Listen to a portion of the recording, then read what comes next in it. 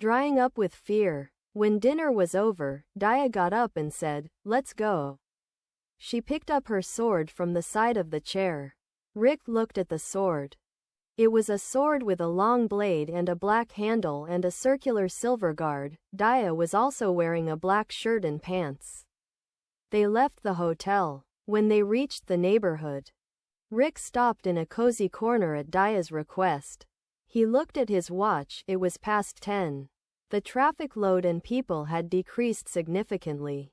Daya got out of the car and came from the front of the car towards Rick, but stopped halfway and leaned on the fender of the car. Rick rolled down the window and watched the street. Without looking at her, Daya said, "Some of them have the power to fly. I won't let them escape from me as much as possible, but if they can and want to fly, hit the wing or shoulder attached to it. If he can't fly easily, I'll do it myself. Put that collar on your neck first and be careful not to be surprised." Rick said, "Okay," and he looked at the street again.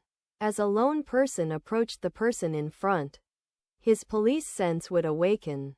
But when that person passed by a woman or a man and a family indifferently and nothing happened, he would calm down. Taking Daya a few steps forward, he quickly looked around. After fastening the collar and taking out the gun, he asked, "Did you feel anything?"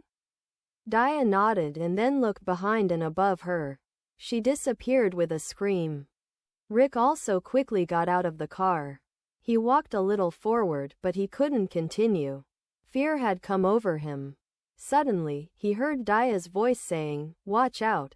Behind you. Hit her." Rick quickly turned back. There was a woman in front of him. He glanced at Rick's neck and smiled at the first collar, but his face immediately contorted.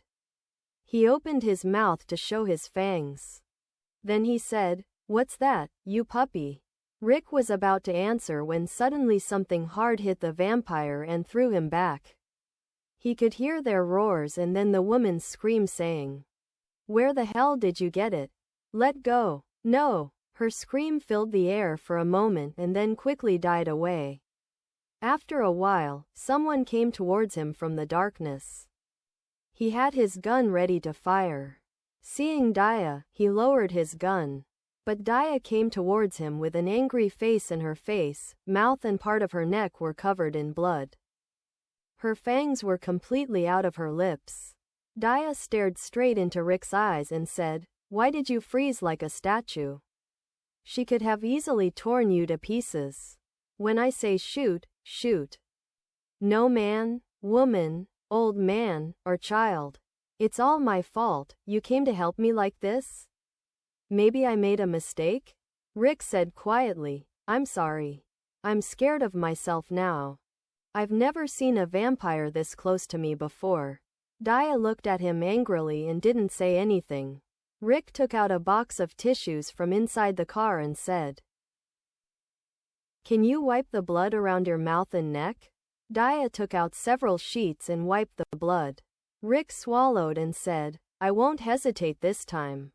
Daya passed by him indifferently and leaned back against the car in the same place as before. Rick went to him and said, "I said I'm sorry, understand me, I'm a human." He looked at her silently and nodded. Rick heard a lot of flapping of wings. They weren't for birds. He looked for them, but he didn't find them. He looked at Daya and, seeing her calmness, calmed down a little. Rick nodded and locked the car. They walked towards the buildings that were not far apart. Some of the passers-by were not in a good mood and could not walk steadily. And if they had companions, they would lean on him.